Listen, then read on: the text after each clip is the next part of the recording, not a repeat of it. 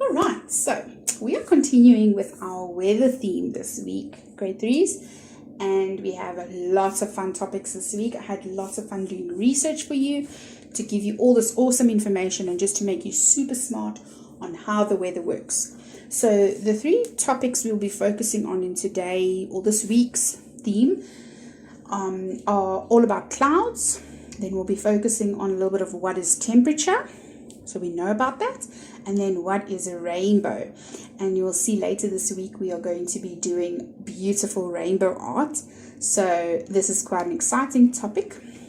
And yes, so let's get started. Alright, so the first thing we're going to look at is what are clouds. So most clouds are made up of drops of water. These drops are so small that they float in the air. So it's like a mist or like air almost that has water in. So you can't really see it. They're so tiny and light that they can float in the air. And that's what we call water vapor. So it's that very light water in the air that you can't actually see. It's water vapor. And some clouds are made of ice. There are many different types of clouds, and different clouds bring us different kinds of weather conditions. So certain clouds will bring us will show us windy weather. Other clouds will show us rainstorms or light rain or a thunder shower. So different clouds can show us different things. But the most important thing to know about what is a cloud is that it's basically lots of drops of water in those water vapor droplets that we can't see that clump together to make a cloud. How are clouds formed? So all air contains water. So all the air in the world has water, this water vapor. But near the ground, so close to the earth, it is usually in the form of an invisible gas called water vapor. So the closer to earth that these little water droplets are in the air, the less likely we are to see them. They're actually invisible. And that's why we call them water vapor. It's like a gas that you can't see. Now, when warm air rises, so when the warm air goes up, it expands and cools. It spreads further apart and it cools down. Now, the cool air can't hold as much water vapor as warm air. So cold air can't have as much of these invisible water drops in it.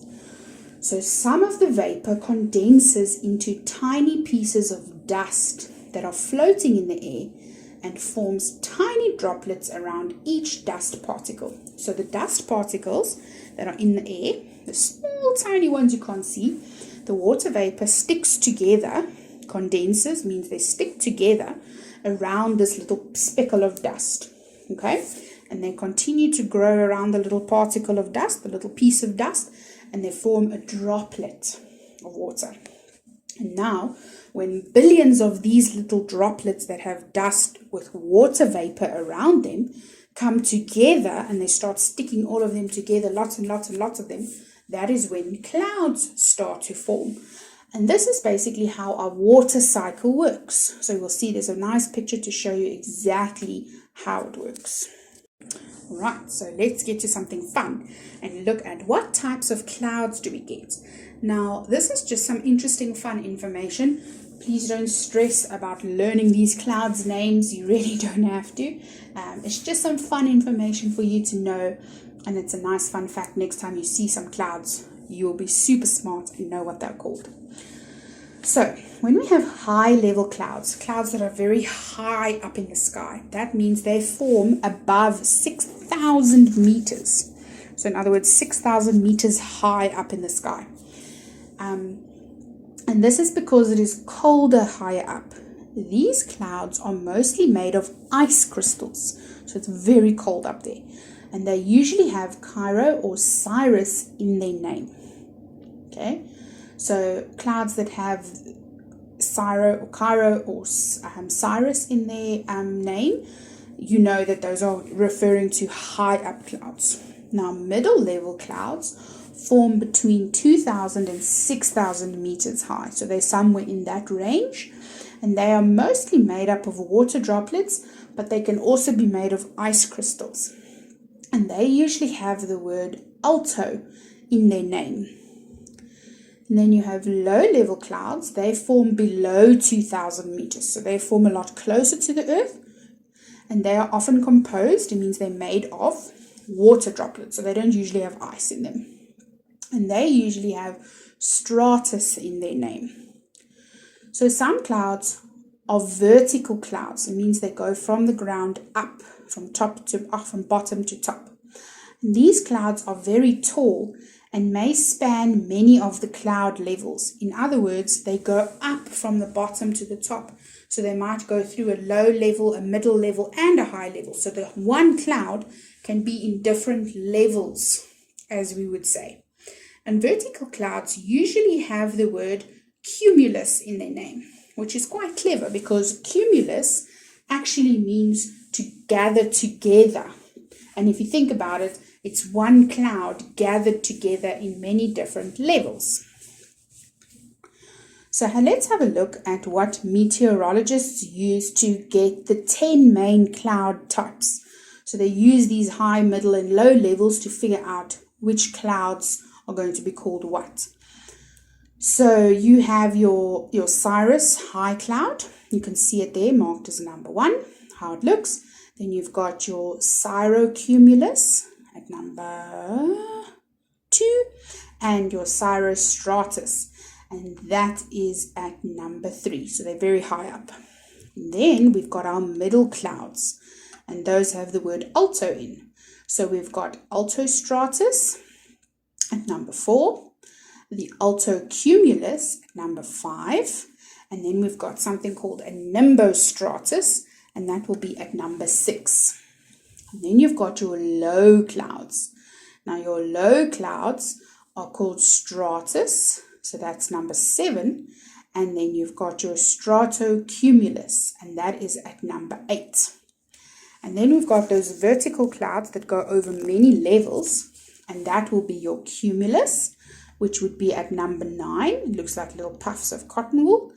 And then you've got your cumulonimbus, and then that is number 10, that big cloud. And as you can see, it's going from low to medium and right up to high. So it's like a long puffy cloud that's going up.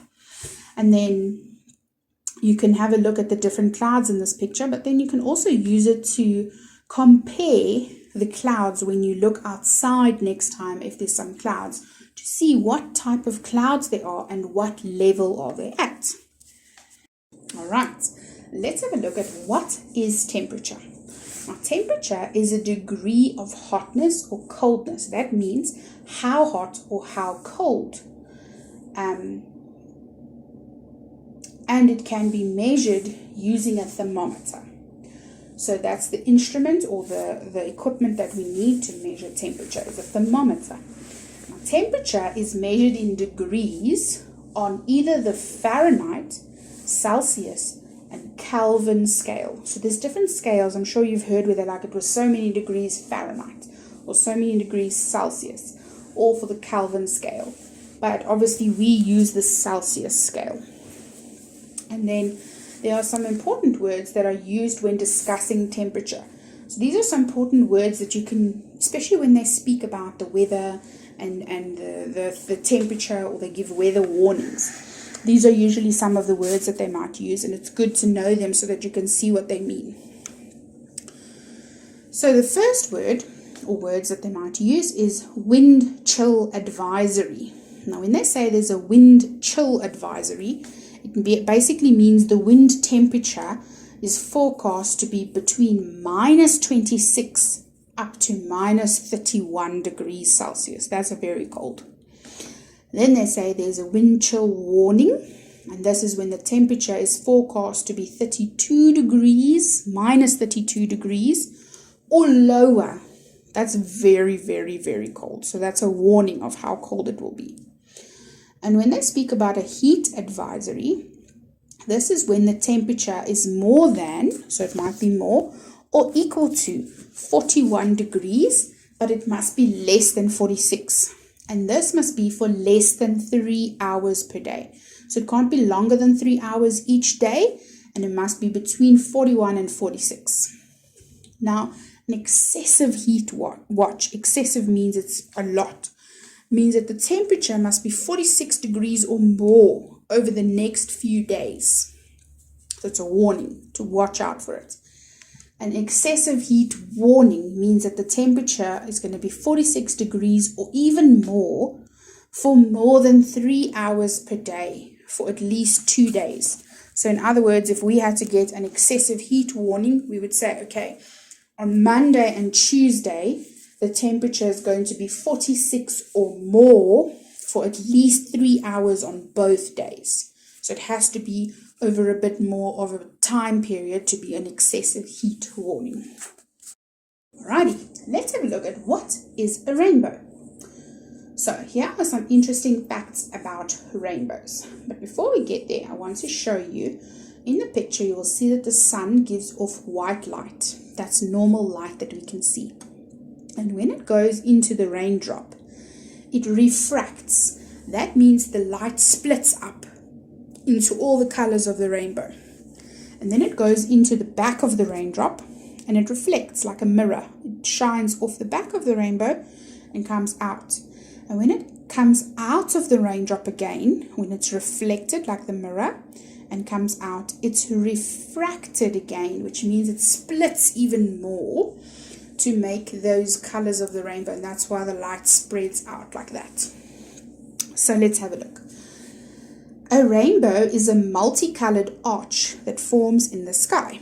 So it's like a little archway. Rainbows are created by both reflection and refraction, bending or splitting of the light in water droplets in the atmosphere, which results in a spectrum of light appearing. So when the light goes through, it's bent or split, and it pops out as a spectrum of light, an array of colors, in other words, a spread out colors. A rainbow is in fact a full circle of light. So it's not actually just an arch. We see it that way, but it's actually a full circle like the picture there. But because we look at a rainbow on the ground, we only see half of it, or a semicircle. A rainbow is not an object, so it's not something you can physically go towards or something you can touch, because it's actually just a reflection of light. So it's not really something you can touch. And rainbows can be seen not just in the rain, but also in mist, spray, fog, and dew.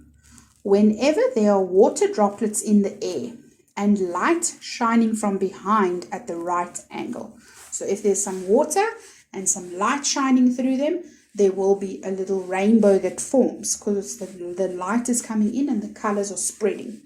So I'm sure you've seen, if you maybe water the garden or if the sprinklers are on and there's that fine mist that sprays, sometimes if it's a sunny day, you can see that a rainbow appears in that sprinkler's water or in the hose pipes, the water that sprays out.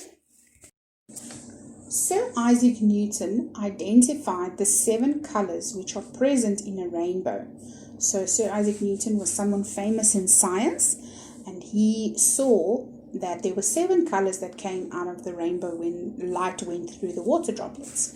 And they go in the following order: red, orange, yellow, green, blue, indigo, and violet. So if you look on YouTube, you'll find hundreds of videos and songs and rhymes to remember the order of the colors of the rainbow. Now, a double rainbow is where a second but much lighter arch can be seen outside of the main rainbow arch. And this is caused by the light reflecting twice inside the water droplets. So it's like it's bouncing off of 2 places in the raindrop, like what a mirror. It reflects twice. So there's a picture there. You can see the first actual main rainbow is very bright, but then the second or double rainbow at the back is a bit lighter.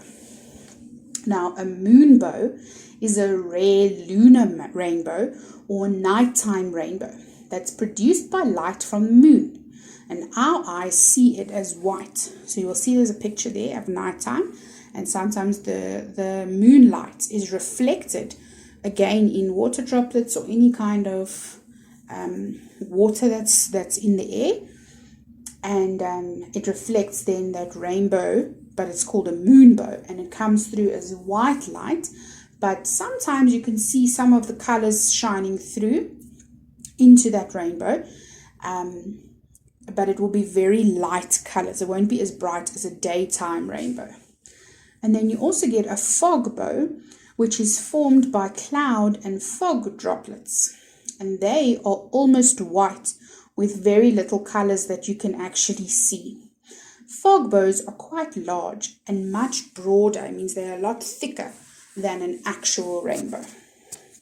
Alright, so I hope you had lots of fun learning about clouds and temperature and rainbows. I had a lot of fun doing the research for you to put it all together. So I hope you will enjoy this, and I will hope you will look at clouds and weather and definitely rainbows, especially after your art activity, in a whole new light.